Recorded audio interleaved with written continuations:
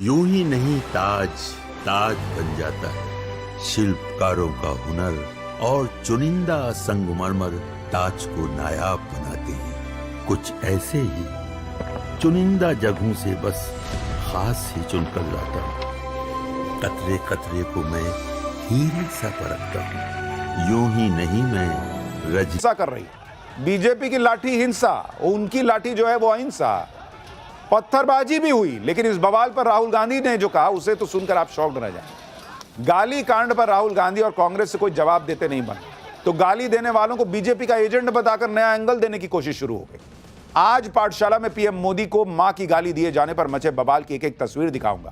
साथ ही पीएम मोदी को गाली के बाद इंडी के नए कांड की भी बात होगी, जिसमें अमित शाह की गर्दन काटने की बात कह दी गई है। लेकिन पहले जो घमासान मचा उसकी एक झलक देखिए।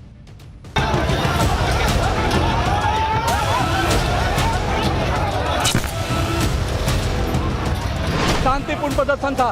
कांग्रेस कार्यालय के अंदर से ईंटा पत्थर चलाए जा रहे हैं।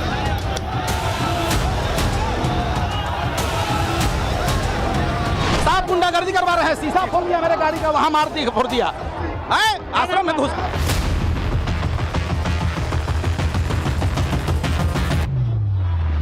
पहले अपने एजेंट्स को हमारी सभाओं में भेजते, इस तरह की गाली गलौज करवाते हैं, गंदे भद्दे नारे दिलवाते हैं, फिर हम पर हमला बोलते हैं कि हमारे लोग थे।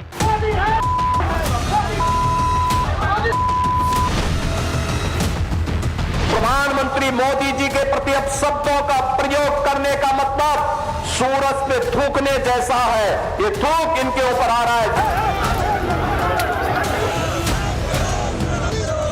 शायद बीजेपी के लोग पे अंदर छोड़े होते हैं। बीजेपी वाले किसी भी हद तक जा सकते हैं।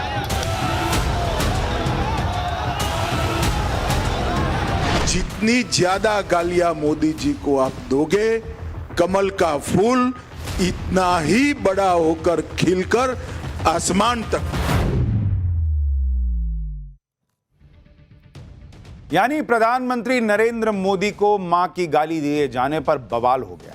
सबसे पहले बात पटना की, जहां पीएम मोदी को मां की गाली देने को लेकर आज भयंकर गदर खट गया। बिहार के मंत्री और बीजेपी कार्यकर्ता आज पटना में कांग्रेस दफ्तर के बाहर पहुंचे। इन लोगों के हाथों में मां का अपमान नहीं सहेगा बिहार और मां का अपमान कांग्रेस की पहचान जैसे पोस्टर नजर आए। बीजेपी की कार्यकर्ताओं ने नारेबाजी शुरू कर दी, जिसे सुनकर कांग्रेस के कार्यकर्ता दफ्तर से बाहर निकले। देखते ही देखते दोनों पार्टियों के कार्यकर्ताओं के बीच लाठियां चलनी शुरू हो गई। देखिए कैसा माहौल बन गया। मारपीट की स्थिति यहाँ पर दिख रही है, हाथापाई चल रही है। यहाँ पर एक तरफ से कांग्रेस के कार्यकर्ता यहाँ पर पहले से मौजूद थे और दूसरी तरफ से बीजेपी के कार्यकर्ता। तो देखिए किस तरह से लाइव तस्वीर हम दिखा रहे हैं कि कैसे डंडे चल रहे हैं एक दूसरे पर। यहाँ पर किस तरह से देखिए मारपीट की स्थिति। यहाँ पर कांग्रेस के प्रदेश कार्यालय के बाहर की तस्वीर देखिए किस तरह से यहाँ पर बीजेपी के कार्यकर्ता और कांग्रेस के कार्यकर्ता आपस में भिड़ गए हैं। और तस्वीर देखिए किस तरह से डंडे चलाए जा रहे हैं, एक दूसरे को पर जो है अटैक किया जा रहा है। पुलिस की यहाँ पर तैनाती रखी गई थी और माना जा रहा था कि यहाँ पर स्थिति जो है वो यहाँ पर कंट्रोल से बाहर होगी। और वही तस्वीर यहाँ पर दिख रही है किस तरह से यहाँ पर बीजेपी के कार्यकर्ता प्रोटेस्ट करते हुए पहुंचे और उसके बाद यहाँ पर डंडे चलने लगे हैं। देखिए किस तरह से डंडे चलाए जा रहे हैं, एक दूसरे के कार्यकर्ता बीजेपी और कांग्रेस के कार्यकर्ता आमने सामने हैं। यहाँ पर देखिए पत्थर भी चलाए जा रहे हैं। बीजेपी ने कांग्रेस कार्यकर्ताओं पर ईंट और पत्थर फेंकने का आरोप लगाया और कांग्रेस दफ्तर का गेट तोड़कर अंदर घुस गए। कांग्रेस ने बीजेपी कार्यकर्ताओं पर दफ्तर में तोड़फोड़ करने का आरोप लगाया। सुनिए पूरे बवाल पर बीजेपी की तरफ से प्रदर्शन की अगुवाई कर रहे बिहार के मंत्री नितिन नवीन ने क्या कहा और बीजेपी के प्रदर्शन पर कांग्रेसी कार्यकर्ता क्या कह रहे। कांग्रेस के नेताओं को चेतावनी देता हूं, आपने मां का अपमान किया है। एक एक बिहारी बेटा आपको इसका जवाब देगा। आपने देश के प्रधानमंत्री का अपमान किया है, एक एक भाजपा कार्यकर्ता इसका बदला लेगा। अब आप तो देख सकते हैं, हम प्रदर्शन करने आए थे, शांतिपूर्ण प्रदर्शन था। कांग्रेस कार्यालय के अंदर से ईंटा पत्थर चलाए जा रहे हैं, बंदूक दिखाए जा रहे हैं। तो भाजपा कार्यकर्ता बंदूक और ईंटा से नहीं डरता, पत्थर भी खाएगा, माथा भी फोड़ाएगा, शहीद हो जाएगा, पर इस मां के अपमान का बदला लेके रहेगा। प्रशासन खुद झंडा लेके, सिपाही खुद भाजपा का झंडा लेके घुसा है। यह पूरा अरे सरकार की संलिप्तता से काम हो रहा है। नीतीश कुमार जी ये काम जो करवा रहे हैं ना, ये पूरी तरह गलत है। जो करवा रहे हैं आप देखिए, सिपाही झंडा लिए हुए हैं। भाजपा का झंडा सिपाही लिए हुए है भाई, प्रशासन का आदमी लिए हुए है, साफ गुंडागर्दी करवा रहे हैं, शीशा फोड़ दिया मेरे गाड़ी का, वहां फोड़ दिया, आश्रम में घुस गए। गाली कांड पर बवाल सिर्फ पटना में ही नहीं हुआ, बिहार के दूसरे शहरों में भी पीएम मोदी को दी गई मां की गाली से बढ़ के बीजेपी कार्यकर्ताओं ने कांग्रेस दफ्तर के बाहर प्रदर्शन किया। ये तस्वीरें बिहार के मुजफ्फरपुर की हैं, जहां गाली कांड पर प्रदर्शन के लिए पहुंचे बीजेपी कार्यकर्ताओं की कांग्रेस कार्यकर्ताओं के साथ जमकर धक्का मुक्की हुई। धक्का मुक्की के बीच बीजेपी कार्यकर्ता लगातार राहुल गांधी के खिलाफ नारेबाजी करते रहे। बिहार नहीं, पश्चिम बंगाल में भी बीजेपी कार्यकर्ताओं ने गाली कांड के खिलाफ मोर्चा खोला। कोलकाता में कांग्रेस के दफ्तर के बाहर भी बवाल हुआ।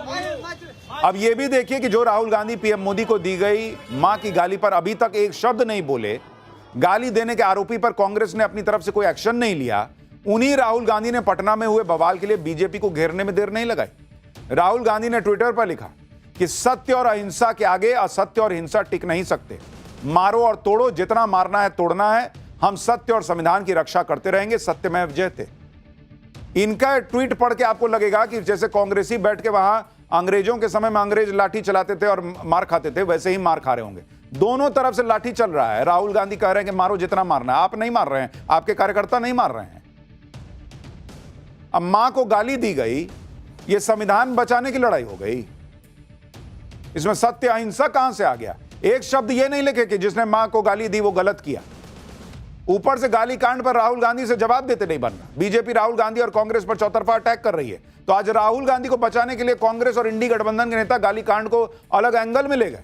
पहले कहा गया कि जिस वक्त पीएम मोदी को गाली दी गई उस वक्त राहुल गांधी दरभंगा के कार्यक्रम से निकल चुके थे। ठीक है भाई, आज कांग्रेस नेता पवन खेड़ा ने गाली कांड को बीजेपी का टूल किट बता दिया। आरोप लगा दिया कि बीजेपी वाले खुद ही पहले अपने एजेंट्स को कांग्रेस की सभाओं में भेजते हैं, गाली दिलवाते हैं और फिर खुद ही हमला करते हैं। इंडी गठबंधन में कांग्रेस की सहयोगी उद्धव ठाकरे की शिवसेना के सांसद संजय राउत भी अलग लेवल पर चले गए। उन्होंने कहा कि राहुल गांधी को बदनाम करने के लिए बीजेपी ने अंदर लोग छोड़े होंगे। बीजेपी ने अंदर लोग छोड़े तो आपने पकड़ के, जब वो गाली दे रहा था, कांग्रेस के बाकी लोग तो थे वहां। अगर बीजेपी का आदमी था तो उसको पकड़ के ले जाते, पुलिस में जमा कराते। वीडियो वायरल हुआ तो पहले वही आदमी आके वहां जिसकी रैली थी, जिसने कार्यक्रम आयोजित किया था, वो आके माफी मांगा। वो कह रहा कि मेरे सामने वहां पे एक नाबालिग लड़के ने गाली दी थी मां की, उसको पीटा भी 2 लोगों ने, वो माफी मांग रहा है। और ये लोग कह रहे हैं कि बीजेपी ने आदमी घुसा दिया। बीजेपी ने आदमी घुसाया तो आप पकड़ के पुलिस के पास क्यों नहीं ले गए? इतना आपको अगर लग रहा था कि गाली नहीं देनी चाहिए थी। सुनिए इन लोगों का जरा लॉजिक सुनिए, कैसी कैसी बात कर रहे हैं। ये भारतीय जनता पार्टी का एक टूल किट है जो अब बाहर आ चुका है। पिछले 11 साल से बार बार इस टूल किट का इस्तेमाल होता है।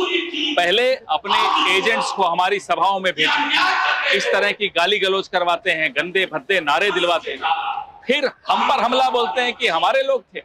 उसके बाद आज जो गुंडागर्दी की सदाकत आश्रम, ये इस तरह की एक रूलिंग पार्टी की ये तरीका लगता है आपको? सदाकत आश्रम में हमारे कार्यकर्ताओं के सर फोड़े गए। गलती आप खुद करो, षड्यंत्र आप रचो, बदनाम हमें करने की कोशिश करो, मुद्दा बनाओ ताकि ध्यान हटे आपकी वोट चोरी से। देखिए, कार्यकर्ता कोई देता होगा, वो शायद बीजेपी के लोग भी अंदर छोड़े होते हैं। बीजेपी वाले किसी भी हद तक जा सकते हैं, किसी अच्छे काम को बदनाम करने के लिए, यात्रा को बदनाम करने के लिए, राहुल गांधी को बदनाम करने के लिए। क्या ये हमारा अनुभव है महाराष्ट्र में? ये लोग किसी भी स्तर पर नीचे गिर सकते हैं, ये उनके लोग होंगे। ये उनके लोग होंगे, इतने दिन में पता नहीं कर पाएंगे लोग हैं या नहीं है, लेकिन बस अपना कह दिया। एक माफी मांगने के लिए भी ये लोग तैयार नहीं है भाई। यहां गलत हो गया, चलो किसी कार्यकर्ता ने दे दिया होगा, उसको पार्टी से निकालते, वो भी नहीं। एकदम लगे हुए हैं वोट चोरी से ध्यान भटकाने के लिए हुआ होगा, उसका आदमी हुआ होगा, किया होगा। आप ये भी देखिए कि इधर इंडी के नेता गालीकांड को नया एंगल देने में जुटे हैं, उधर दूसरी तरफ सोशल मीडिया पर एक तस्वीर वायरल की जाने लगी। इस तस्वीर में दिख रहे शख्स को पीएम मोदी को गाली देने का आरोपी मोहम्मद रिजवी बता दिया गया। गले में डाले गए बीजेपी के पट्टे की दलील देकर उसे बीजेपी का मेंबर बताया जा रहा है, लेकिन तस्वीर में दिख रहे शख्स ने खुद आज सामने आकर सोशल मीडिया पर फैलाए जा रहे झूठ का पर्दाफाश किया। दरअसल तस्वीर में जिस शख्स को मोहम्मद रिजवी बताया जा रहा है, उस शख्स का नाम नेक मोहम्मद है, जिसका कहना है कि वो तो कभी बिहार गया ही नहीं, तो वहां जाके मां की गाली कैसे दे देगा पीएम मोदी को। जी आप सुनिए वायरल हो रही तस्वीरों पर यह शख्स क्या कह रहा है। देखिए, मैं आप सभी को बताना चाहता हूं कि बिहार चुनाव को लेकर के कुछ ट्रोलर लोगों ने मेरे खिलाफ साजिश रची है, मेरे सोशल मीडिया अकाउंट से मेरे फोटो को निकाल करके अब मेरे खिलाफ मोदी जी को गाली देने वाला बताया जा रहा है। मैं उसकी सूचना अभी थाने में आकर के, जितने लोगों ने मेरे खिलाफ कुछ स्क्रीनशॉट मुझे मिले हैं कुछ लोगों के माध्यम से, मैंने उनको लगा करके और थाने में भी सूचना दी। भाई मैं ये कह रहा हूं कि अगर कांग्रेस पार्टी ये कह रही है कि बीजेपी का आदमी था, इससे गाली दिलवाई गई, आप इतने कॉन्फिडेंट है इसी ने दी, आप क्यों नहीं एफआईआर कराते इसके खिलाफ? ये एफआईआर करा रहा है उन लोगों के खिलाफ जो कि इनको कह रहे हैं कि झूठे इसने जो है वो किया है। एक तरफ सोशल मीडिया पर पीएम मोदी को गाली देने वाले शख्स को बीजेपी से जोड़ने की कोशिश हो रही है, दूसरी तरफ बीजेपी की शिकायत पर बिहार पुलिस ने पीएम मोदी को मां की गाली देने वाले असल आरोपी को गिरफ्तार भी कर लिया। इस शख्स का नाम मोहम्मद रिजवी उर्फ राजा है। पुलिस ने आरोपी को कोर्ट में पेश किया, जहां उसे 14 दिन के लिए जेल भेज दिया गया। आरोपी की एक तस्वीर भी वायरल हो रही है जिसमें उसके गले में कांग्रेस का पट्टा लटका हुआ नजर आ रहा है। तो जिसको एक्शन करना था उसने कर दिया, उसने पकड़ भी लिया। भाई कोई कोने में खोपचे में जाके थोड़ी गाली दिया था, सबको दिख रहा था किसने गाली दी थी, पकड़ा गया। लेकिन यह बोलने की बजाय कि हां किसी ने मेरी पार्टी में गलत कर दिया, मैं माफी मांगता हूं, किसी को मां की गाली नहीं देनी चाहिए। नहीं गाली हमने नहीं दी, ये तो उनके लोगों ने दिया होगा, देखिए माथा फाड़ दिए। कांग्रेसी लाठी चला रहे हैं तो ठीक, बीजेपी ने लाठी चलाई तो वो हिंसा हो गई। दोनों क्यों चलाए, मैं तो ये पूछ रहा हूं। अभी तक तो पीएम मोदी को लेकर बवाल मचा, लेकिन इसी बीच अमित शाह को भी कुछ ऐसा बोल दिया गया कि और हंगामा हो गया। टीएमसी सांसद महुआ मोइत्रा देश के गृहमंत्री अमित शाह के खिलाफ बेहद आपत्तिजनक बयान देने के मामले में गिर गई। टीएमसी पीएम मोदी के मिशन डेमोग्राफी से भड़की हुई है और आज महुआ मोइत्रा ने अवैध घुसपैठ को केंद्र सरकार की नाकामी बता दिया। महुआ मोइत्रा ने कहा कि अगर अमित शाह बांग्लादेशी घुसपैठ को नहीं रोक पाते हैं तो उनको सिर काटकर पीएम की टेबल पर रख देना चाहिए। महुआ मोइत्रा का जरा बयान सुनिए। যদি অন্য দেশের মানুষরা রোজে শয়ে শয়ে লাখে লাখে কোটি কোটিতে ডুবে যাচ্ছে, যে আমাদের মা বোনদের উপর চোখ দিচ্ছে, আমাদের জমি কেড়ে নিচ্ছে, তা তোমার প্রথমেই তো অমিত শাহের মাথাটা কেটে তোমার টেবিলে দেওয়া উচিত। क्या ही होता जा रहा है इंडी गठबंधन को, मुझे समझ में नहीं आ रहा है कि भाई अगर घुसपैठ हो रही है तो अमित शाह का गर्दन काट के पीएम की टेबल पर रख देना चाहिए। क्या बोला?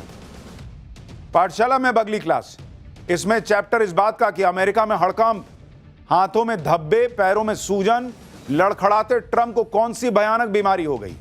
क्या ट्रंप की तबीयत इतनी खराब है कि कभी भी अनहोनी हो सकती है? क्या ट्रंप को कुर्सी छोड़नी होगी? ट्रंप की भयंकर बीमारी का चैप्टर अब खोल रहा हूं। डोनाल्ड ट्रंप वैसे तो पूरी दुनिया को धमकाते फिरते हैं, लेकिन कुछ दिनों से ट्रंप के साथ कुछ ऐसा हो रहा है जिससे सवाल उठ रहे हैं कि ट्रंप की हालत सही है भी या नहीं। पिछले काफी समय से ट्रंप की हेल्थ को लेकर सवाल खड़े हो रहे हैं और अब अमेरिका में लोग खुलकर यह बोल रहे हैं कि ट्रंप फिट नहीं है। ट्रंप की बॉडी लैंग्वेज देखकर साफ पता चल रहा है कि वो ठीक नहीं है।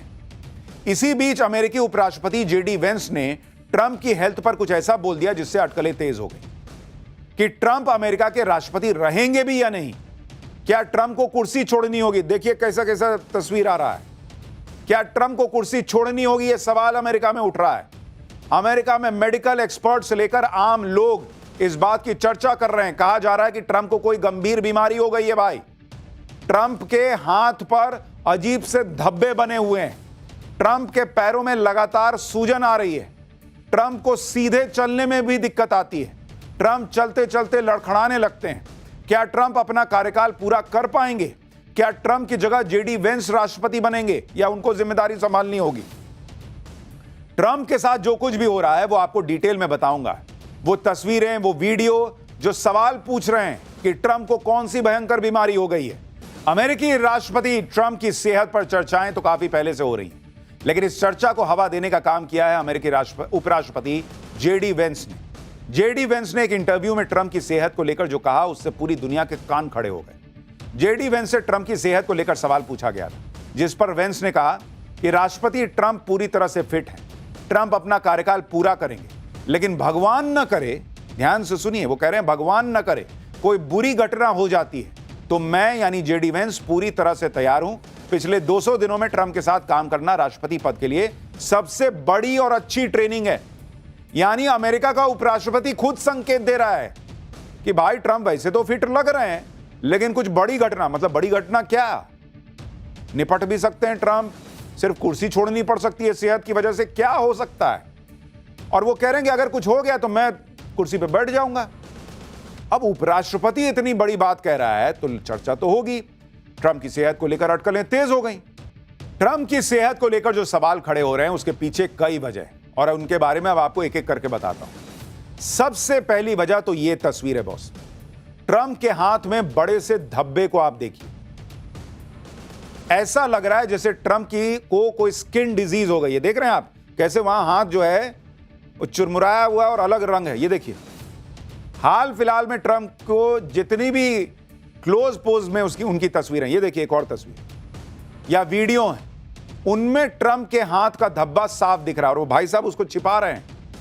हाल ही में दक्षिण कोरिया के राष्ट्रपति ली जे म्योंग से ट्रंप हाथ मिलाते हुए जो उनकी तस्वीर आई थी, इसमें भी ट्रंप के हाथ के ऊपर धब्बा दिख रहा है। ये देखिए, ये ट्रंप का हाथ है और उसमें देखिए कैसा धब्बा दिख रहा है। ट्रंप के दाहिने हाथ पर दिख रहे स्पॉट को लेकर पूरे अमेरिका में चर्चा हो रही है और ट्रंप के हाथ में यह धब्बा आज से नहीं बल्कि कई दिनों से दिख रहा है।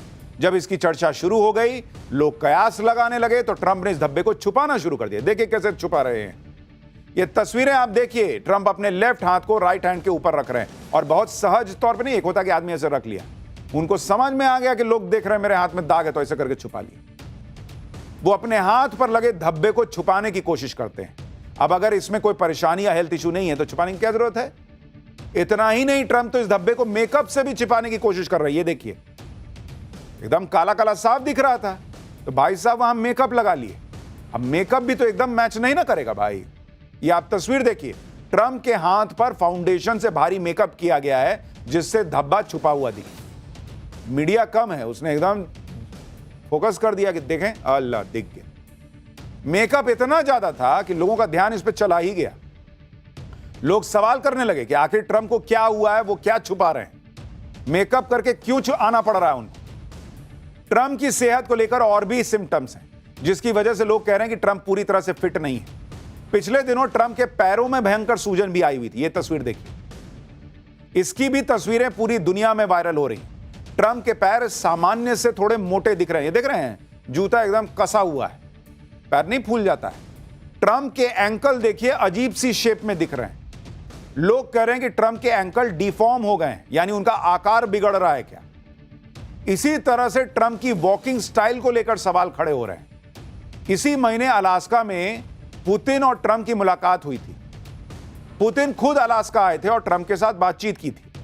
इस दौरान ट्रंप की सेहत को लेकर अटकलें लगने लगी थी कि ट्रंप देखिए एक लाइन में नहीं चल पा रहे थे। ट्रंप जब अलास्का पहुंचे और प्लेन से उतरे तो सामने रेड कारपेट बिछा हुआ था।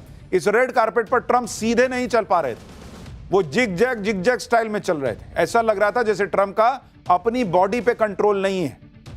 इसी वजह से अमेरिका में चर्चा हो रही है कि ट्रंप की सेहत ठीक है भी या नहीं। ऐसे देखिए, ऐसे चल रहे हैं धीरे धीरे में तो आपको उतना पता नहीं चलेगा, लेकिन इसको जब आप थोड़ा सा फास्ट कीजिए, देखिए पूरा एंगल ही गड़बड़ाया भाई। ऐसे कौन ए बनाते हुए बी बनाते हुए चलता है। ट्रंप की सेहत और अजीब बिहेवियर की चर्चा आज से नहीं हो रही। आप ये तस्वीरें देखिए जो इसी साल जुलाई महीने की हैं। ट्रंप एक प्रेस कॉन्फ्रेंस कर रहे थे, वो कुछ बता रहे थे। ट्रंप के पीछे कई सारे लोग खड़े हैं जिनमें जेडी वेंस भी हैं। आमतौर पर प्रेस कॉन्फ्रेंस में ट्रंप के पीछे इतने लोग नहीं होते। ट्रंप बोलते बोलते अचानक धन्यवाद देते हैं और प्रेस कॉन्फ्रेंस से चले जाते हैं। जाते समय भी ट्रंप देखिए थोड़ा सा लड़खड़ाते हैं और वहां से कट लेते हैं। ट्रंप के हाथों पर धब्बे, पैरों में सूजन, इसको लेकर व्हाइट हाउस की तरफ से भी जानकारी दी गई। व्हाइट हाउस ने चर्चाओं को शांत करने के लिए इन दोनों घटनाओं के पीछे की वजह बताई। उन्होंने कहा कि डोनाल्ड ट्रंप के टेस्ट कराए गए हैं, ट्रंप लगातार लोगों से हैंडशेक करते हैं। इसके अलावा ट्रंप एस्पिरिन दवा भी लेते हैं जिससे स्किन पतली हो जाती है। इससे लोगों से हाथ मिलाने पर स्किन छिलने और चोट लगने का खतरा रहता है। परेशानी की कोई बात नहीं। व्हाइट हाउस ने यह भी बताया कि टेस्ट के बाद किसी भी गंभीर बीमारी के सबूत नहीं मिले। ट्रंप को क्रोनिक वेन्स इनसफिशियंसी बीमारी डायग्नोस हुई। यह एक आम बीमारी है जो 70 साल से ज्यादा के उम्र के लोगों में देखी जाती है।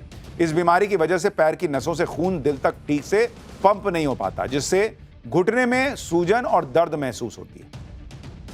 यानी व्हाइट हाउस का कहना है कि ट्रंप पूरी तरह से ठीक है और कोई गंभीर बीमारी नहीं है। लेकिन अगर ऐसा है तो जेडी वेंस क्यों कह रहे हैं कि अगर कोई बुरी घटना हो जाती है तो मैं राष्ट्रपति पद संभालने के लिए तैयार हूं। भाई वो भी कहते हैं इंटरव्यू में कि भाई वो हाथ मिलाते हैं तो इतना काला पड़ गया।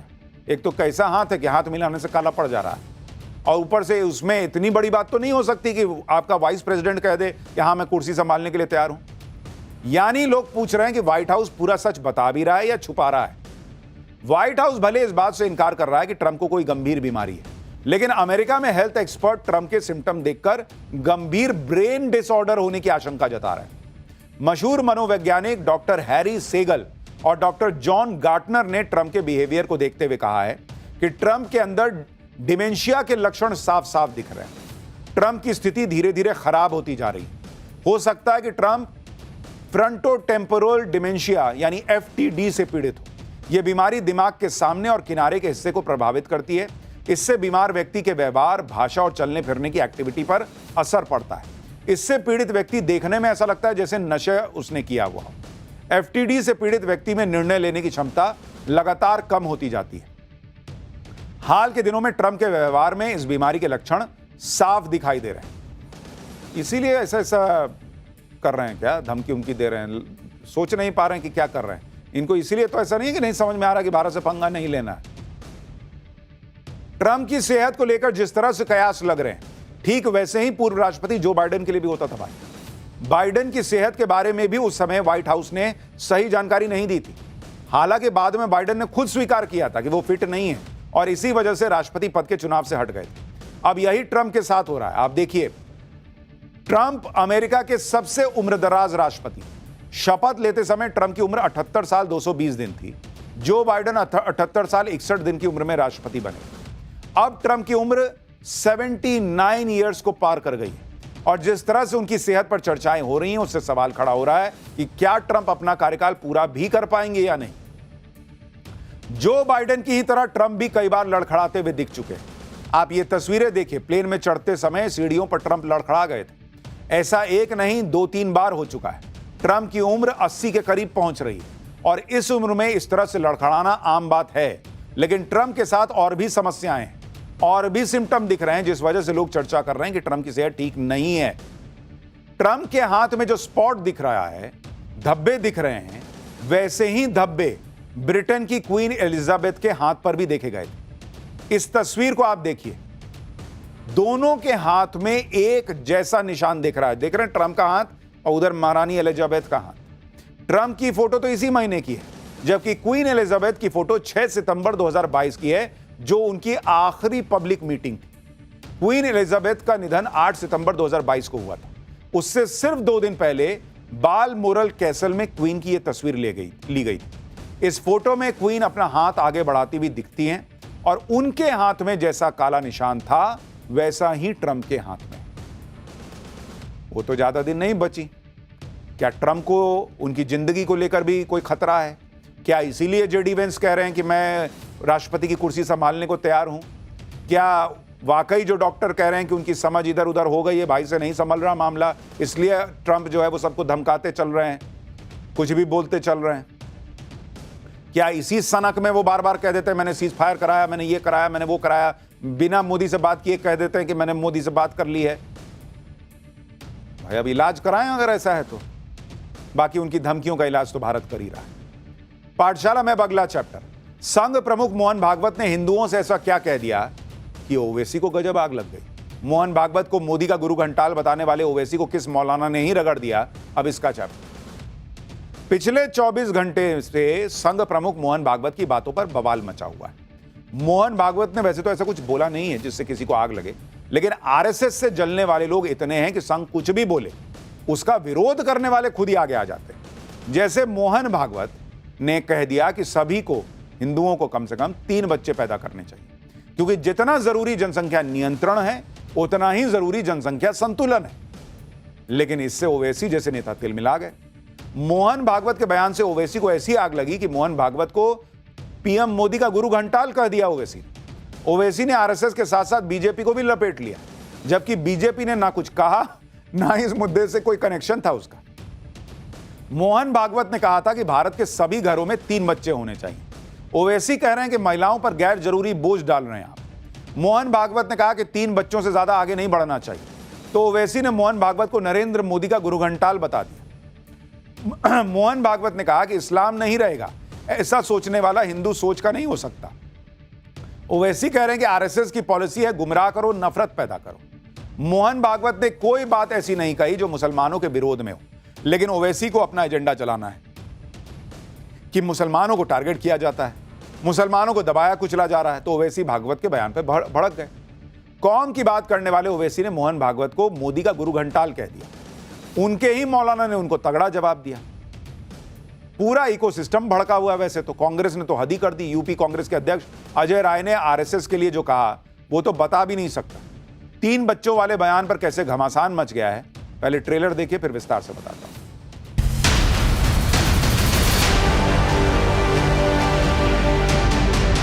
तो गुरु हैं, गुरु घंटाल हैं नरेंद्र मोदी के। भारतवर्ष के प्रत्येक नागरिक ने यह देखना चाहिए कि अपने घर में 3 होने चाहिए।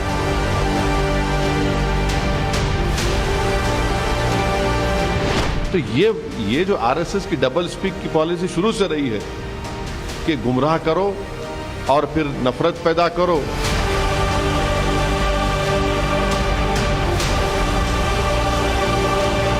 इस्लाम नहीं रहेगा ऐसे सोचने वाला हिंदू सोचता नहीं है।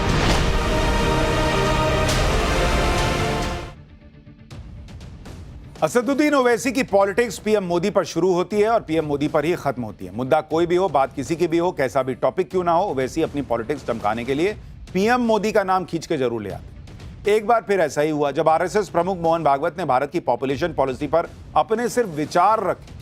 तो आरएसएस के 100 साल होने पर मोहन भागवत के कार्यक्रम में मोहन भागवत ने कहा कि सभी लोगों को 3 बच्चे पैदा करने चाहिए। बस ओवैसी को यही मुद्दा मिल गया। उन्होंने खरी खोटी सुना दी और पीएम मोदी का नाम भी लिया है। सुनिए एक बार।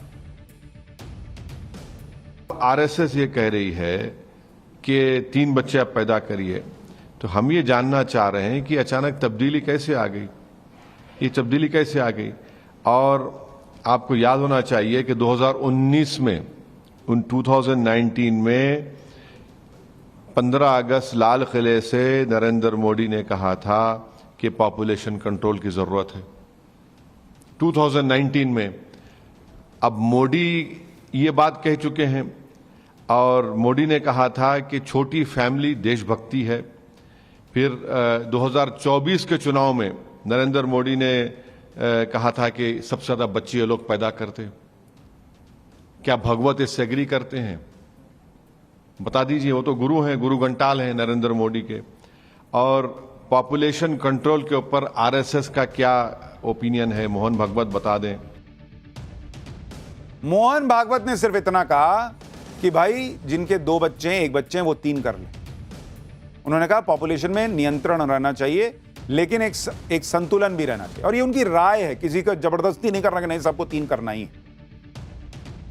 और नरेंद्र मोदी ने कहा पॉपुलेशन कंट्रोल करो। 10-10 बच्चे पैदा कर रहे हैं लोग, 6-6, 8-8 कर रहे हैं। उस पर उन्होंने कहा कि इसको कंट्रोल करो। ओवैसी की पूरी पॉलिटिक्स ही मोदी और मुसलमान पर टिकी है। अब तो ये ट्रेंड भी बनता जा रहा है कि मोदी को गाली दो, उन्हें नीचा दिखाओ और अपनी पॉलिटिक्स को चमकाओ। ओवैसी भी उसी लाइन पे चल रहे हैं, इसलिए बेहद सधे हुए शब्दों का इस्तेमाल करने वाले ओवैसी की जुबान भी फिसल गई। वो आरएसएस प्रमुख को नरेंद्र मोदी का गुरु घंटाल कहने लगे। लेकिन शायद ओवैसी ने मोहन भागवत को पूरा सुना नहीं या सुनना नहीं चाहते। लेकिन आपको उन्हें सुनना चाहिए और यह समझना चाहिए कि हर घर में 3 बच्चों वाली बात मोहन भागवत ने कही क्यों थी। फिर जिसको करना है नहीं करना वो तो उसका अपना फैसला है। भारतवर्ष के प्रत्येक नागरिक ने यह देखना चाहिए कि अपने घर में 3 होने चाहिए। ये देश के दृष्टि से कह रहा हूं। दूसरा, एक कंसर्न भी है। जनसंख्या एक एसेट है, बोझ भी हो सकता है। कल खिलाना पड़ेगा ना सबको, तो उसी के लिए पॉपुलेशन पॉलिसी रिकमेंड करती है। तो दोनों तरफ से जनसंख्या नियंत्रित रहे और जनसंख्या पर्याप्त रहे। तो 3 होने चाहिए, 3 से बहुत ज्यादा आगे बढ़ना नहीं चाहिए उनकी परवरिश वगैरह ठीक होने की दृष्टि से। ये सब लोगों ने स्वीकार करने वाली बात है। जन्म दर कम होने की बात है तो वो सबका कम हो रहा है। हिंदुओं का पहले से कम था तो ज्यादा कम हो रहा है, बाकी लोगों का उतना कम नहीं हो रहा था तो आज उनका ज्यादा दिखता